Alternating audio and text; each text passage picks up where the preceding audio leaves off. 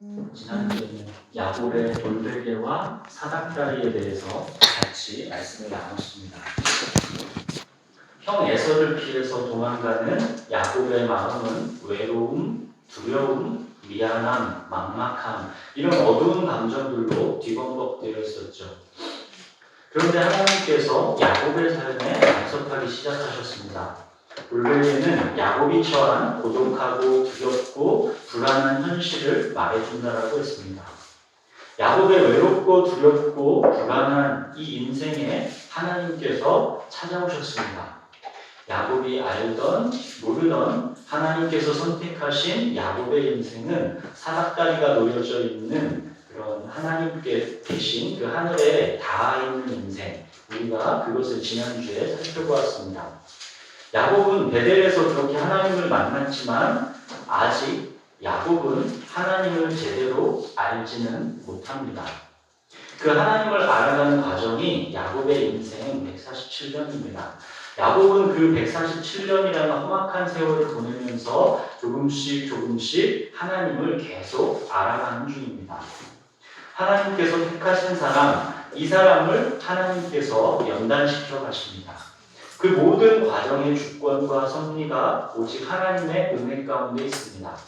모든 것을 주관하시는 분은 하나님이십니다.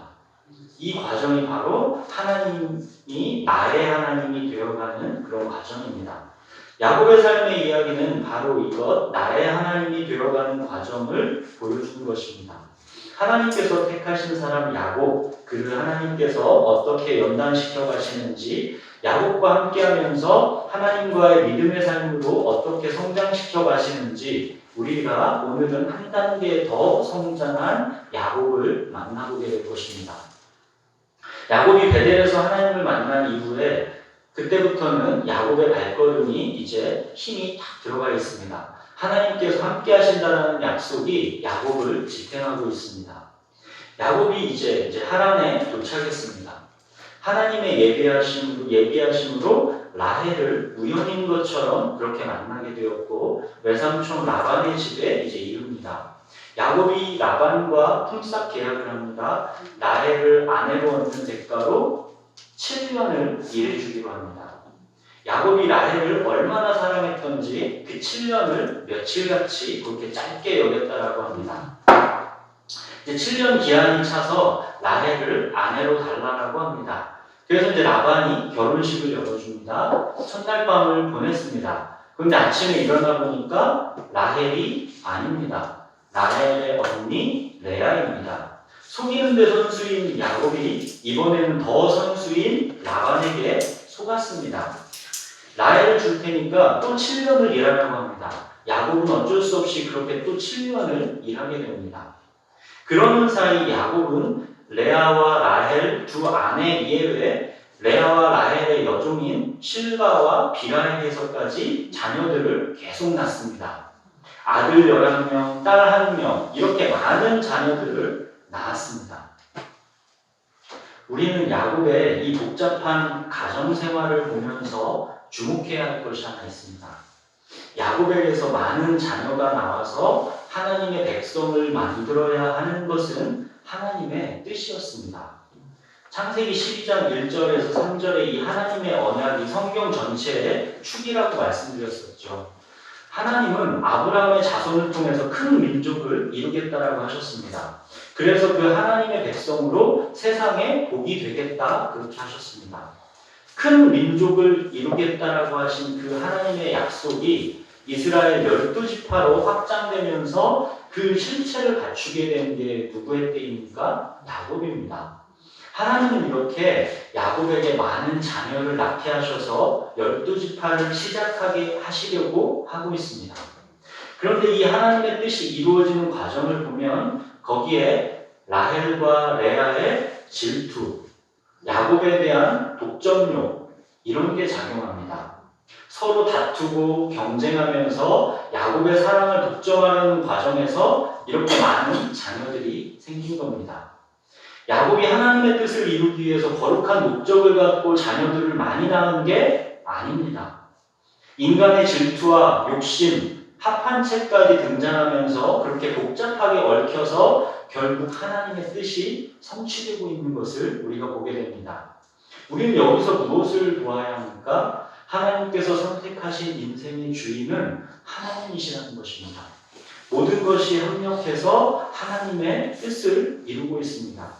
나의 작은 세계 속에 갇히지 말고 하나님의 주권과 섭리라는 광대한 하나님의 세계를 볼 줄 알아야 우리의 삶에 진정한 자유가 있고 여유가 생기게 됩니다.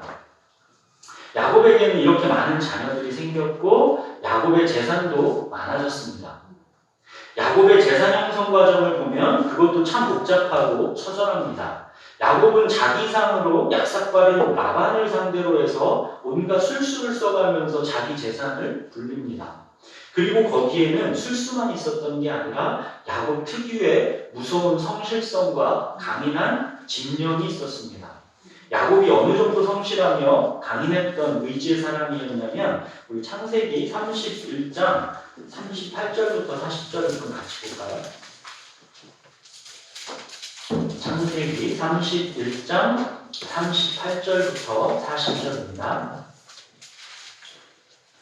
제가 한번 읽겠습니다. 내가 이 20년을 외산촌과 함께하였거니와 외산촌의 암양들이나 암염소들이 낙태하지 아니하였고 또 외산촌의 양떼의 순양을 내가 먹지 아니하였으며 물려 찢긴 것은 내가 외산촌에게로 가져가지 아니하고 낮에 도둑을 맞았든지 밤에 도둑을 맞았든지 외산촌이 그것을 내 손에서 찾았으므로 내가 스스로 그것을 보충하였으며 내가 이와 같이 낮에는 더위와 밤에는 추위를 무릅쓰고 눈 붙일 겨를도 없이 지냈나이다. 야곱은 부자 될 자격이 있는 그만한 성실성과 강인한 의지를 가졌던 사람입니다. 20년을 이렇게 한결같이 성실하게 살았던 사람이 야곱입니다.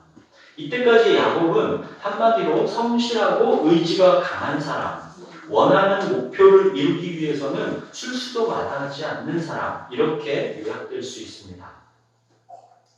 비록 야곱이 베델에서 하나님을 만난 이후로 하나님을 의식하고는 살았지만 아직까지 야곱은 자기의 목적이 먼저고 하나님은 그 목적을 도우시는 분으로 그렇게 존재합니다. 이 부분은 우리가 지난주 베델에서 야곱이 하나님께 서원했던 기도에서도 발견됐었죠. 야곱이 서원하여 이르되 하나님이 나와 함께 계셔서 내가 가는 이 길에서 나를 지키시고 먹을 떡과 입을 옷을 주시어 내가 평안히 아버지의 집으로 돌아가게 하시오면 여호와께서 나의 하나님이 되실 것이요 내가 기둥으로 세운 이 돌이 하나님의 집이 될 것이요 하나님께서 내게 주신 모든 것에서 10분의 1을 내가 반드시 하나님께 드리겠나이다. 20절에서 내가 가는 이 길에서 나를 지키시고 그러죠. 야곱은 자기의 길이 있습니다. 이 길에서 하나님께서 자기를 지키시고 먹을 떡과 입을 옷을 주시면 내 하나님이 되실 것이다. 이 말입니다. 야곱의 신앙은 아직 이렇습니다. 이런 신앙으로 20년을 하란에서 보낸 것입니다. 그런데 비록 야곱의 이런 수준의 신앙이었지만 정말로 결과를 보면 야곱은 안전하게 보호를 받았고 먹을 떡과 입을 옷이 풍족해졌습니다. 야곱 스스로가 엄청난 성실성과 강한 의지로 이룬 일 같지만 이 모든 배후에 하나님의 돌보심이 있었습니다. 라반은 품삯을 10번이나 속여가면서 야곱에게 착취했지만 하나님께서 야곱을 지켜주셨다는 게 야곱이 알고 있죠. 그 창세기 31장 7절에서 9절을 보면 그대들의 아버지가 나를 속여 품삯을 10번이나 변경하였느니라. 그러나 하나님이 그를 막으사 나를 해치지 못하게 하셨으며 그가 이르기를 점 있는 것이 내 삭시 되리라 하면 온 양떼가 낳은 것이 점 있는 것이요 또 얼룩무늬 있는 것이 내 삭시 되리라 하면 온 양떼가 낳은 것이 얼룩무늬 있는 것이니 하나님이 이같이 그대들의 아버지의 가축을 빼앗아 내게 주셨느니라. 이렇듯 야곱이 경험하는 하나님은 자기의 목표를 이루는 것에 도움이 되시는 하나님, 자기가 가고자 하는 길에 복 주시고 도와주시는 하나님, 이런 하나님을 야곱이 경험하고 있습니다. 이렇게 하나님에서 20년을 보내고 있을 때 이제 하나님께서 야곱을 부르십니다. 그게 이제 창세기 31장 3절입니다. 여호와께서 야곱에 이르시되 내 조상의 땅, 내 족속에게로 돌아가라. 내가 너와 함께 있으리라 하시니라. 이제 야곱이 하나님의 명령에 따라 고향으로 돌아가기로 마음을 먹습니다. 돌아가는 과정도 라반과 순탄치는 않았지만 하나님께서 쫓아오는 라반에게 경고하심으로 모든 것이 정리됩니다. 하나님께서 라반에게 뭐라고 경고하셨습니까? 29절에 보니까 너를 해할 만한 능력이 내 손에 있으나 너희 아버지의 하나님이 어젯밤에 내게 말씀하시기를 너는 삼가 야곱에게 선악간에 말하지 말라 하셨습니다. 하나님은 완전한 야곱 편입니다. 야곱에게 선악간 말하지 말라 하십니다. 야곱이 뭘 잘못했어도 야곱에게 따지지 말라는 것입니다. 야곱을 그냥 안전하게 보내주라는 겁니다. 야곱은 이렇게 하나님의 사랑과 보호를 받으면서 하란을 안전하게 떠나옵니다. 그리고 고향 땅으로 갑니다. 20년 전에 혼자서 터벅터벅 하란으로 올 때와는 전혀 다르게 지금은 두 아내가 있고 두 첩이 있고 12명의 자녀들이 있고 그리고 수많은 가축과 이제 재산을 갖고 큰 부자가 되어서 고향으로 돌아오는 길입니다. 한마디로 야곱은 성공한 사람입니다. 그런데 고향 땅이 이제 점점 가까워지니까 그동안 마음속에 묻어뒀었던 근원적인 두려움이 다시 살아납니다. 그 두려움이 뭡니까? 에서이죠. 에서가 무서워서 고향을 떠났었던 거죠. 그런데 다시 고향으로 돌아가려니까 그 두려웠던 에서, 그 형이 큰 두려움으로 앞에 놓여있는 겁니다. 야곱은 그동안 하나님을 자기 나름대로 경험하며 산다고 살았지만 이제까지 경험했던 하나님으로는 이 두려움을 극복할 수가 없습니다. 20년간 라반의 세상 속에서 다투고 경쟁하며 자기 살 길을 찾는 그 과정에서는 하나님께서 적당히 도움이 되셨지만 이 근원적인 두려움 앞에서는 이제까지 경험했던 그 정도의 하나님으로는 해결이 되지를 않습니다. 야곱이 얼마나 에서를 두려워했는지 성경에 구체적으로 잘 나와 있죠. 먼저 신분꾼을 보냅니다. 내 주라고까지 하면서 내 주께 은혜 받기를 원하나이다 라고까지 하면서 에서에게 온갖 극존칭과 아부를 다 전합니다. 그런데 그 신분꾼이 다녀와서 보고하기를 에서가 400명을 거느리고 야곱을 만나러 온다라고 그렇게 전해주죠. 야곱이 이 말을 듣고 심히 두렵고 답답했다라고 성경에 나와 있습니다. 야곱은 안절부절하면서 이제 작전을 짭니다. 사람과 가축들을 우선 두 떼로 나눕니다. 에서가 한 떼를 치면 남은 한 떼를 이렇게 피하겠다라는 생각입니다. 또 다급하니까 하나님께 기도합니다. 이 기도를 같이 읽어볼까요? 32장 9절부터 12절입니다. 우리 32장 9절부터 12절의 야곱의 기도를 한번 같이 읽어보겠습니다. 같이 읽겠습니다. 야곱이 또 이르되 내 조부 아브라함의 하나님, 내 아버지 이삭의 하나님 여호와여, 주께서 전에 내게 명하시기를 내 고향 내 족속에게로 돌아가라. 내가 내게 은혜를 베풀리라 하셨나이다. 나는 주께서 주의 종에게 베푸신 모든 은총과 모든 진실하심을 조금도 감당할 수 없사오나 내가 내 지팡이만 가지고 이 요단을 건넜더니 지금은 두께나 이루었나이다. 내가 주께 간구하오니 내 형의 손에서 에서의 손에서 나를 건져내시옵소서. 내가 그를 두려워함은 그가 와서 나와 내 처자들을 칠까 겁이나기 때문이니라. 주께서 말씀하시기를 내가 반드시 내게 은혜를 베풀어 내 씨로 바다에 셀 수 없는 모래와 같이 많게 하리라 하셨나이다. 이렇게 기도하고 나서는 야곱 나름대로 또 준비를 철저하게 합니다. 에서에게 줄 예물을 마련합니다. 몇 대로 나누어서 그렇게 에서 쪽으로 진행을 시킵니다. 물론 자기는 맨 뒤쪽에 있죠. 이제 밤에 온 가족과 가축을 이 야복나루 여기를 건너가게 하고 이제 야곱은 홀로 그렇게 남아 있습니다. 이제 여기부터가 오늘 우리가 같이 읽어볼 본문입니다. 우리 본문을 한번 같이 읽겠습니다. 창세기 32장 24절부터 32절까지를 읽겠습니다. 24절부터 32절 한 절씩 읽겠습니다.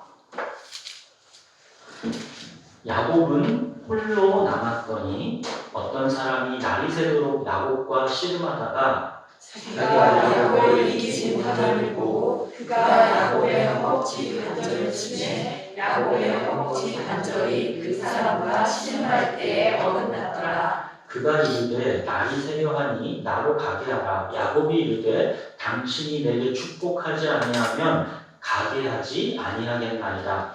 그 사람이 그에게 이르되 내 이름이 무엇이냐. 그가 이르되 야곱이니이다. 그가 이르되 내 이름을 다시는 야곱이라 부를 것이 아니요 이스라엘이라 부를 것이니 이는 내가 하나님과 및 사람들과 겨루어 이겼음이니라. 야곱이 청하여 이르되 당신의 이름을 알려주소서. 그 사람이 이르되 어찌하여 내 이름을 묻느냐 하고 거기서 야곱에게 축복하니라. 그러므로 야곱이 그곳 이름을 브니엘이라 하였으니 그가 이르기를 내가 하나님과 대면하여 보았으나 내 생명이 보존되었다 하니더라. 그가 브니엘을 취할 때에 해가 돋았고 그의 허벅지로 말미암아 절었더라. 그 사람이 야곱의 허벅지 관절에 있는 둔부의 힘줄을 쳤으므로 이스라엘 사람들이 지금까지 허벅지 관절에 있는 둔부의 힘줄을 먹지 아니하더라. 지금의 이 야곱의 상황이 어떤 상황인지가 이제 그려지시죠. 야곱은 지금 한마디로 극도의 두려움에 사로잡혀 있습니다. 이제까지 알고 경험했던 하나님으로는 도저히 극복할 수 없는 그런 두려움을 야곱이 만났습니다. 야곱에게서 한번 생각해 볼 거는 이렇게 두려웠는데 에서를 통과해서 고향으로 들어가야 하나? 이런 생각을 우리가 해볼 수가 있습니다. 차라리 그냥 다른 곳에서 정착하고 살면 되지 않을까? 아니면 그냥 하란에서 계속 살았으면 안 되나? 그러면 에서를 두려워할 필요도 없는 것이죠. 그런데 이렇게 극도의 두려움에 갇혀 있으면서도 야곱은 에서를 피하려고 하지 않습니다. 우리는 이 점을 주목해 볼 필요가 있습니다. 야곱이 제멋대로 자기의 성실성과 의지를 힘으로 삼아서 그렇게 살아가기는 하지만 야곱은 하나님의 큰 뜻에는 순응해야 한다는 그런 당연한 생각을 갖고 있습니다. 아무리 에서가 두렵고 힘들어도 고향 땅으로 돌아가는 것이 하나님의 뜻이기 때문에 그 하나님의 큰 뜻을 피하려고 하지는 않는다는 것이죠. 이게 뭐냐? 이 근원적인 하나님에게로 향한 이게 있다는 것입니다. 하나님께서 선택한 그 사람에게는 여전히 자기 육체와 마음이 강력히 자기를 지배할지는 모르지만 하나님의 뜻으로 향하고자 하는 어떤 이 근원적인 방향성, 이것이 있다는 것입니다. 비록 속이는 자, 간교한 자, 세법 빠른 자 야곱이었지만 야곱에게는 이 방향성이 있다는 것입니다. 그래서 에서가 아무리 두려운 대상이기는 해도 피해가지는 않는 것입니다. 하나님의 약속이 거기에 있기 때문에 야곱에게는 결코 포기할 수 없는 한 가지가 하나님의 약속이었기 때문에 에서가 그렇게 두려운데도 피해가지 않습니다. 그래서 야곱은 도망가지도 못하고 밤새 씨름을 하는 것입니다. 속이는 자, 간교한 자, 셈법 빠른 자 야곱이었지만 팥죽한 그릇의 장자권을 팔았던 에서와는 근본적으로 이 지점이 다릅니다. 하나님의 약속은 포기할 수 없는 것입니다. 밤새 씨름하는 것입니다. 이게 하나님께 선택받은 자의 본질적인 특징입니다. 야곱은 아무튼 이렇게 지금 홀로 남았습니다. 야곱은 지금 극도의 두려움에 사로잡혀 있습니다. 에서라는 두려움 앞에서는 이제까지의 자기 의지, 이제까지 피상적으로 경험했던 하나님, 이런 부분은 도저히 넘어설 수가 없습니다. 야곱은 이제까지 성실했고 강인했고 경쟁과 속임을 반복하면서 그렇게 자기 삶을 살아내었습니다. 그러나 어느 순간 이런 때가 오고야 마는 것입니다. 자기가 자기의 주인인 상태로는 넘어설 수 없는 위기, 그 순간이 온다는 것입니다. 에서라는 두려움 앞에서 야곱은 더 이상 과거의 자기로는 버틸 수가 없었습니다. 야곱은 지금 혼자 남았습니다. 이렇게 이제 사람에게는 결정적인 순간 홀로 남아있는 게 필요합니다. 자기가 의지하고 집착했던 모든 대상들을 다 떠나보내고 홀로 남아있는 시간이 필요합니다. 의지하고 집착하는 대상들에게 둘러싸여 있으면 하나님 안에서의 자기를 발견하지 못합니다. 그들이 자기 삶의 이유와 목적이 되는 것이죠. 그래서 홀로 남아있는 시간이 필요한 것입니다. 이 홀로 남아있는 시간에 야곱은 드디어 오로지 하나님만을 붙잡고 씨름하는 시간을 갖게 됩니다. 성실성과 강한 의지의 상징인 야곱마저도 자기 힘으로는 도무지 극복할 수 없는 위기를 만났습니다. 하나님을 붙잡고 씨름하지 않을 수 없는 그 순간이 온 것입니다. 어찌나 끈질기게 씨름이 지속되었든지 야곱의 허벅지 관절, 환도뼈가 어긋났습니다. 그런데도 야곱은 놓지를 않습니다. 26절에 뭐래요? 내게 축복하지 아니하면 가게 하지 아니하겠나이다. 야곱은 다른 길이 없습니다. 이 씨름에서 답을 얻어야 합니다. 오직 주님만이 자기를 살려낼 그분인 것을 아는 것입니다. 환도뼈가 어긋나도 놓지를 않습니다. 끝까지 포기하지를 않습니다. 야곱의 이 끈질긴 씨름에서 우리는 신약에서 예수님을 만났던 여러 사람이 떠오릅니다. 수르보니게 여인이 떠오릅니다. 자녀의 떡을 취하여 개들에게 주는 게 합당치 않다. 예수님께서 그러시니까 개들도 떡 부스러기는 먹지 않냐고 끝까지 예수님을 붙들었던 그 여인입니다. 거지맹인 바디메오가 떠오릅니다. 다윗의 자손 예수여 나를 불쌍히 여기소서. 무리 중에서 간절히 외쳤죠. 조용히 하라고 제자들이 핀잔을 주었지만 바디메오는 더 크게 외쳤습니다. 예수여 나를 불쌍히 여기소서. 중풍병자도 떠오릅니다. 사람들이 많아서 예수님께 나아가지를 못하니까 천장을 뜯어서 침상 채 나아갑니다. 어떻게 해서든지 예수님께 나아가려 했던 사람들, 그 가난하고 절박했던 사람들, 그들이 야곱의 이 씨름 장면에서 떠오르는 것이죠. 내게 축복하지 아니하면 가게 하지 아니하겠나이다. 이 간절함과 절박함, 이게 씨름입니다. 야곱은 지금 이 씨름을 하고 있는 겁니다. 야곱은 그동안 자기 힘으로 살 수 있다고 생각했습니다. 그런데 이제 아는 겁니다. 내 힘으로는 못 산다. 주님 없이는 못 산다. 주님이 내게 복을 주시지 않으면 나는 살 수가 없다. 야곱이 삶의 위기 앞에서 이 진리를 만난 것입니다. 이 씨름을 통해서 야곱이 뭔가 거대한 진리를 지금 하나 알아가고 있습니다. 야곱은 에서가 자기 삶의 가장 큰 문제인 줄 알았습니다. 에서 문제만 해결되면 자기는 이제 탄탄대로라고 생각했습니다.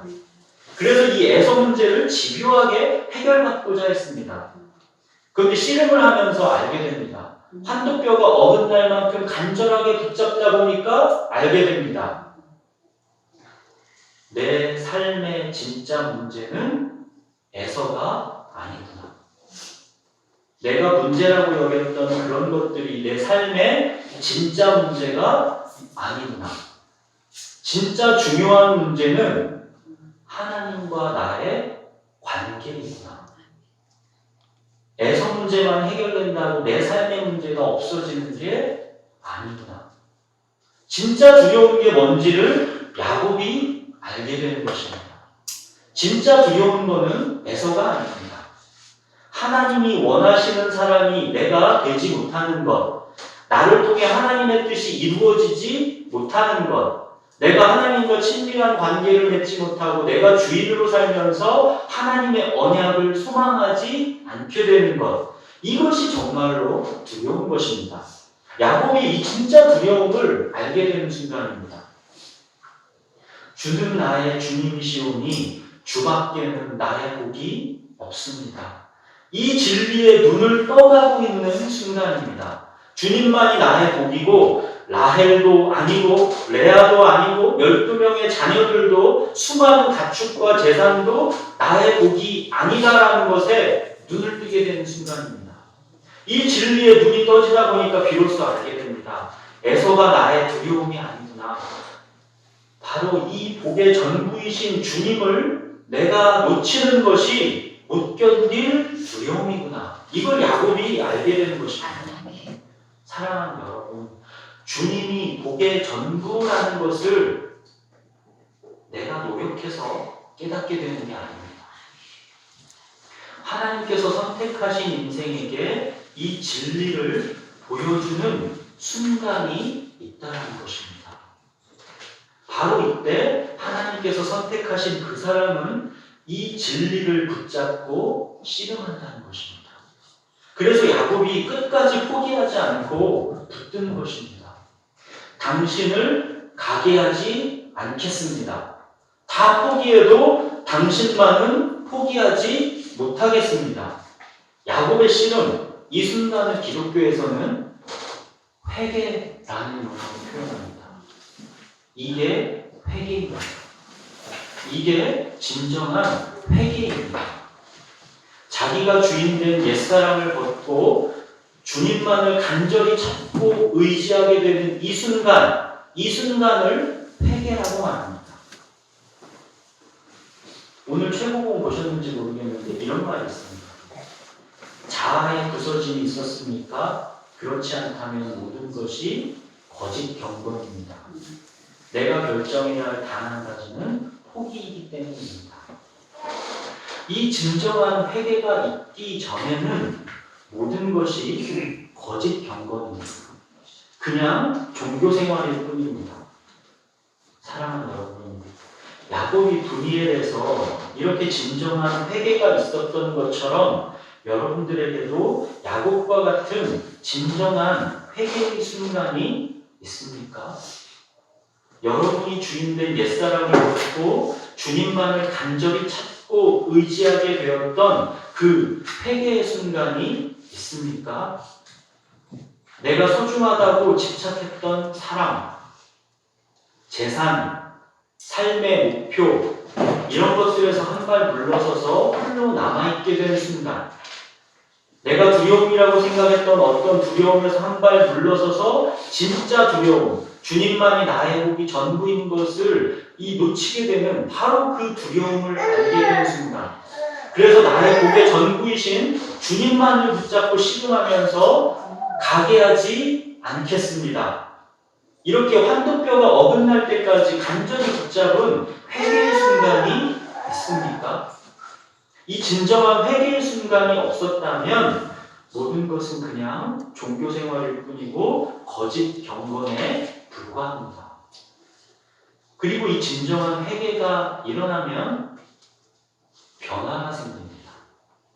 우선 이름이 바뀌었죠. 야곱에서 이스라엘로 바뀌었습니다. 하나님의 백성, 하나님의 나라를 대표하는 이름 이스라엘, 이 이름이 야곱의 이름입니다. 속이는 자를 뜻하던 야곱의 이름이 이렇게 영광스러운 이름으로 바뀌었습니다. 하나님께서 이스라엘이라는 새 이름을 주셨습니다. 그 뜻은 하나님과 겨루어 이겼다라는 뜻이라죠. 이건 달리 말하면 뭡니까? 하나님께서 져주는 관계라는 아니십니다. 하나님의 은혜 안에 자녀로서 친밀한 관계가 되었다는 것입니다. 윤식이랑 은찬이랑 씨름하면 누가 이겨요? 은찬이가 이기죠. 아버지와 아들이기 때문입니다.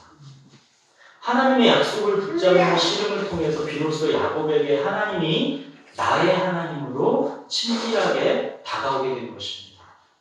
또 어떤 변화가 일어났습니다.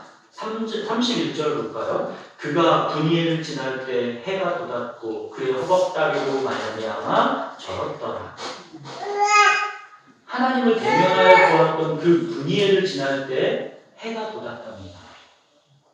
어두운 밤과 새벽을 지났던 그 씨름이 끝나고 이제 해가 돋았답니다. 야곱의 영혼에 빛이 들어온 것입니다. 속이고 경쟁하는 자, 자기 힘으로 행복을 쟁취하기 위해 분주하게 움직이는 자, 야곱에게 진정한 자유와 평안이 찾아왔다는 것입니다. 이제 야곱의 주인은 야곱이 아닙니다. 하나님이 진정한 야곱의 주인이 되셨습니다.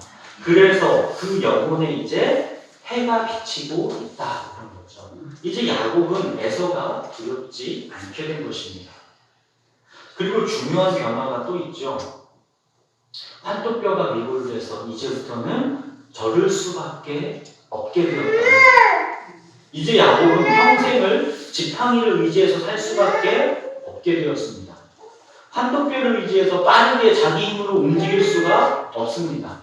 이제 에서를 보고 도망갈 수도 없습니다. 야곱은 이제 자기 환도뼈를 의지해서 재빠르게 움직일 수가 없습니다. 이제부터는 지팡이를 의지해서 천천히 움직일 수밖에 없습니다. 인간적인 계획, 속임수, 술수가 더 이상 힘을 쓸 수가 없습니다. 야곱은 이렇게 이제는 자기 힘을 빼고 하나님만을 의지할 수밖에 없게 된 것입니다. 이것이 진정한 회개입니다. 자기 힘이 빠지고 하나님만을 의지해서 천천히 나아가는 것, 이것이 회개의 증거입니다. 지난주에 베델에서 힘이 잔뜩 들어가서 서원기도 하던 그 야곱과 지금 환도뼈가 위골돼서 지팡이를 의지할 수밖에 없게 된 야곱, 달라졌죠. 그만큼 야곱은 성장한 것입니다. 지금 야곱의 이 변화와 성장, 누가 주도하고 계십니까? 하나님이시죠. 하나님께서 야곱을 이렇게 성장시켜가고 계신 것입니다. 하나님께서 야곱에게 원하시는 것은 다른 게 아닙니다. 어떤 상황에서도 주님만을 신뢰하는 것, 어린아이같이 철저하게 하나님만 의존하는 것, 이것을 야곱에게서 원하시는 것입니다. 야곱은 이렇게 분이엘에서 만난 하나님을 통해서 진정한 회개에 이릅니다. 그동안 어렴풋이 알았던 추상화된 하나님, 하늘 어딘가에 있는 막연한 어떤 힘과 능력으로서의 하나님, 그런 하나님이 아니라 이제 야곱은 친밀하게 자기와 모든 순간을 함께 하시는 인격적인 하나님을 만나게 된 것입니다. 사랑하는 여러분, 이렇게 자기 힘이 빠질 때 우리는 비로소 하나님을 하나님으로 만나게 됩니다. 환도뼈를 의지해서 재빠르게 살아가는 인생이 아니라 지팡이를 의지하면서 천천히 하나님의 뜻대로 움직이는 인생, 이것이 하나님께서 선택하신 하나님의 사람의 인생입니다.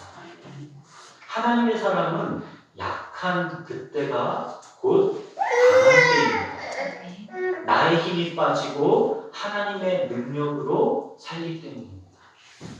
사랑하는 여러분들이 진정으로 두려워할 대상은 에서가 아닙니다. 에서가 여러분의 삶의 본질적인 문제가 아닙니다. 여러분들의 진정한 삶의 문제는 하나님과의 관계입니다. 여러분들이 집착했던 관계, 여러분들이 집착했던 삶의 목적, 여러분들이 집착했던 어떤 소유들, 여기에서 벗어나서 홀로 남아있는 그런 시간이 필요합니다. 그 홀로 남아있는 시간에 야곱과 같이 하나님과 씨름해야 합니다. 하나님께서 내게 응답하시기까지 하나님을 놓아주지 않겠습니다. 그러면서 끝까지 붙잡으셔야 합니다. 여러분의 환도뼈가 어긋날 만큼 끝까지 놓지 않고 붙잡으셔야 합니다.